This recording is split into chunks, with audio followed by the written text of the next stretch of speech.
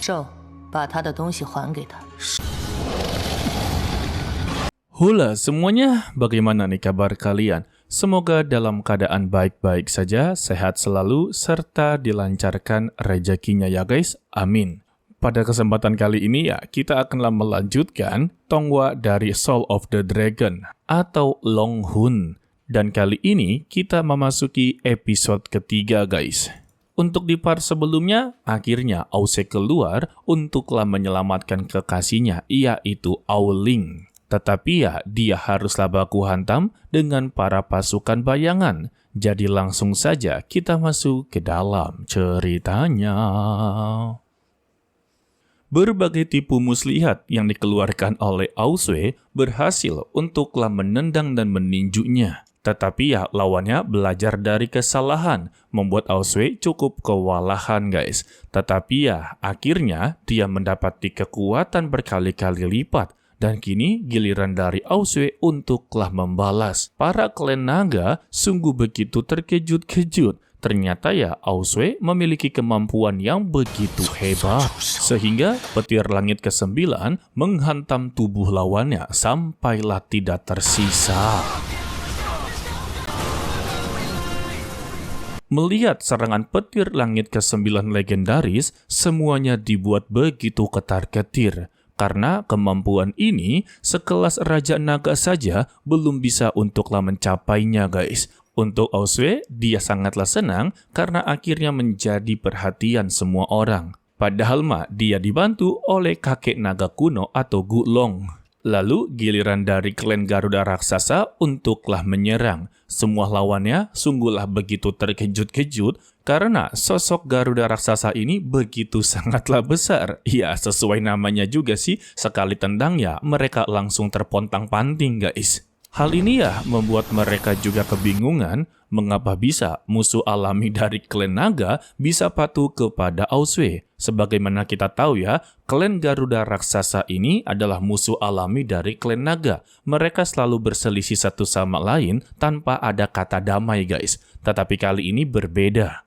Untuk Aoilong, dia memutuskan melarikan diri dan melaporkan semua ini kepada Tuan Kegelapan. Tetapi ya, keberadaannya telah diketahui oleh Ause dan kali ini dia akanlah membayar atas perbuatannya karena dengan menghabisi ayahnya. Meskipun ya, Ause ini sangatlah tidak menyukai ayahnya, tetapi dia lebih tidak suka kalau orang yang menghabisi ayahnya masihlah hidup. Sehingga ya, Aoilong haruslah berakhir di tangan Ause. Setelah dari semua itu, Ause juga terpana dengan kecantikan dari Aoling karena dia telah mendapati tanduknya. Namun ya bukan tanduk asli, melainkan Wan Ji lah yang merias tanduknya guys. Seperti biasa, sikap sombong dari Ause tidak pernah luntur ya. Dia bertanya mengapa mereka datang terlambat. Hampir saja ya pasukan kegelapan ini akanlah habis di tangannya. Tetapi Wan Ji tidaklah mempedulikannya. Setelah dari semua itu, para klan naga sungguh berterima kasih kepada Ause dan mereka menyebutnya Ause adalah pahlawan klan naga saat ini. Lalu Ause mempertanyakan apakah dari antara mereka ada yang mengetahui keberadaan dari kakaknya. Dan mereka memberitahu ya terakhir kali mereka melihat kalau kakaknya ini sedanglah bersama Tuan Putri Laut Utara.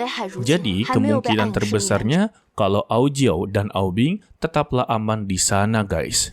Mendengar itu, Ause memutuskan untuklah pergi ke Lautan Utara untuk bertemu dengan kakaknya. Namun sebelum itu, dia haruslah berhadapan dengan nenek buyut Lautan Timur. Sekalinya bertemu, dia langsunglah digetok. Tetapi ya, nenek buyut Lautan Timur ini telah mengalami pikun guys. Dia melihat kalau Ause ini adalah Aojiao. Dan dia memberikan sial yang telah dia rajut. Dan tetua juga kebingungan. Padahal ya, untuk klan Naga Timur telah diserang habis-habisan, mengapa keberadaan dia tiba-tiba menghilang? Tetapi kenyataannya, nenek buyut ini sama sekali tidaklah mendapati serangan. Dia tetaplah berada di ruangannya sembari untuklah merajut. Karena dia telah mendengar Aojiao telah menjadi raja. Dan dia kesini ya untuklah memberikan senjata ilahi terkuat. Dari sini kita bisa belajar ya, meskipun adanya peperangan besar, orang tua tetaplah harus dihormati guys. Dan Aosue mempertanyakan senjata ilahi terkuat ini dari mana asal-usulnya. Dan nenek buyut menceritakan dulunya dia dengan Gulong memiliki cinta yang begitu sangatlah mendalam. Sampai-sampai mereka ini bersumpah mencintai seumur hidup. Jadi ya, maksudnya senjata ilahi terkuat ini berlandaskan cinta dari mereka berdua.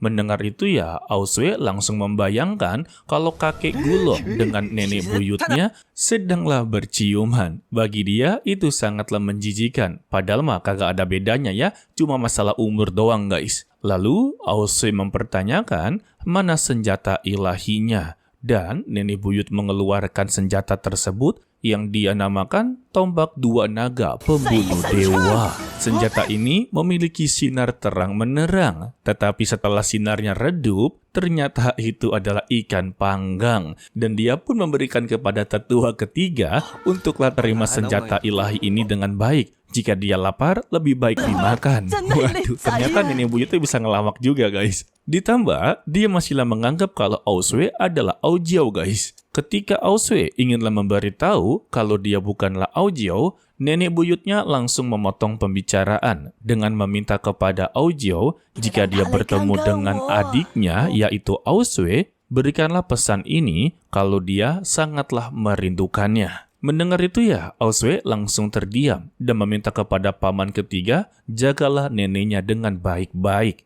Setelahnya, dia langsunglah pergi ke lautan utara. Sedangkan untuk Aojiao yang kini tidak lagi bisa melihat, dia terus-terusan bermimpi buruk melihat seekor naga jahat berwarna merah. Dan ini mimpinya sama seperti Aosue. Dan saat ini ya, Aojiao merasa dia sudahlah tidak berguna.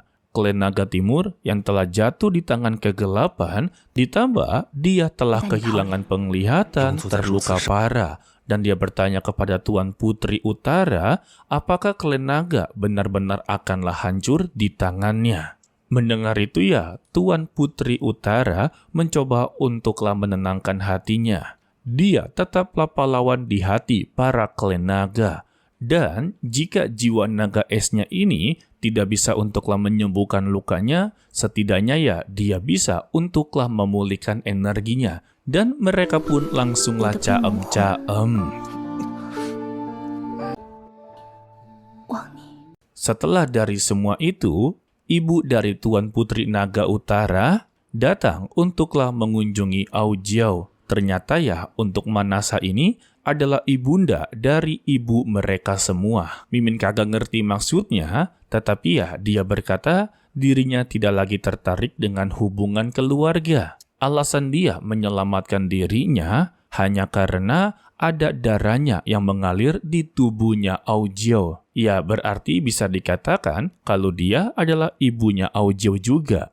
Lalu datanglah teman lamanya dengan mengembalikan senjatanya. Sontak ya, Aojiao sungguh terkejut mengapa bisa untuk teman lamanya yaitu Tian Yu Shao bisa berada di sini. Sebab sebelumnya dia telah mendengar kalau temannya telah tiada setelah pertempuran di Gunung Tianyu. Dan ibunda menjawab kalau dialah yang membantunya untuk membentuk kembali jiwa naganya. Meski dia tidaklah sehebat Gulong, hal ini membuat Tianyu haruslah kehilangan seluruh ingatannya guys.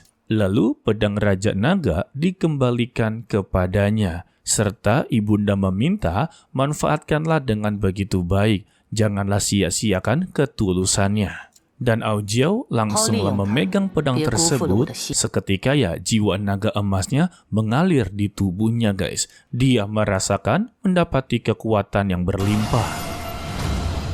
Sementara itu, kita berpindah di Istana Naga Laut Barat. Sekarang yang memimpin bukanlah klan naga, melainkan adalah Dewa Api Merah. Dan dia sedanglah mendapati laporan kalau kekuatan pemberontak klan Naga Laut Barat seluruhnya telah dihabisi. Tidak sampai di situ juga, ternyata Raja Naga Laut Barat telah dihabisi juga olehnya. Hal ini yang membuat Dewa Api Merah sungguh benar-benar begitu kesal. Karena ya, untuk jiwa naga seorang raja benar-benar tidaklah seberapa.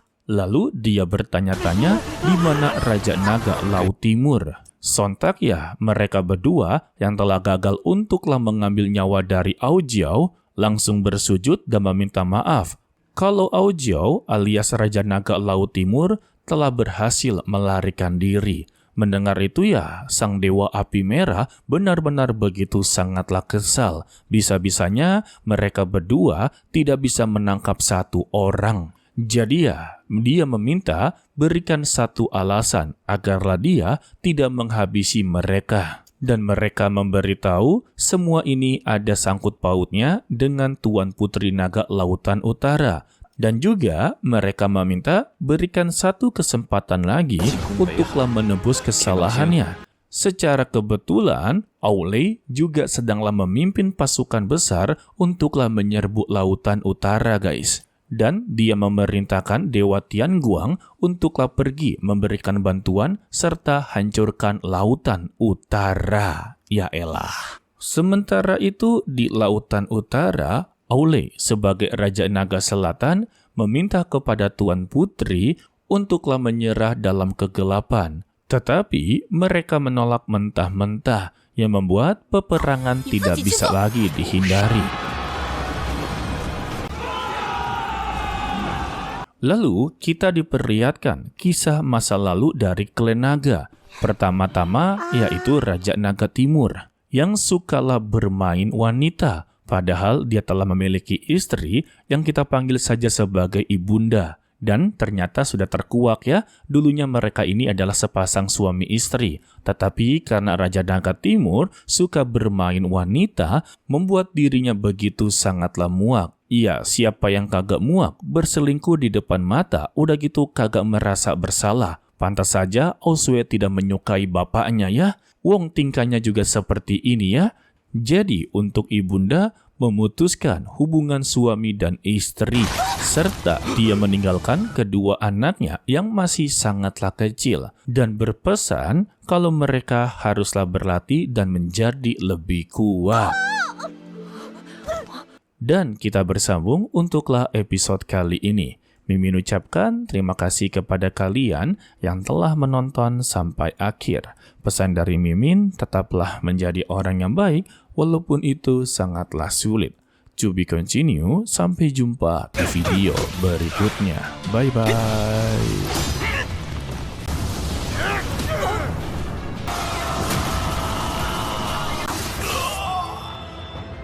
再一闪枪，兽，把他的东西还给他。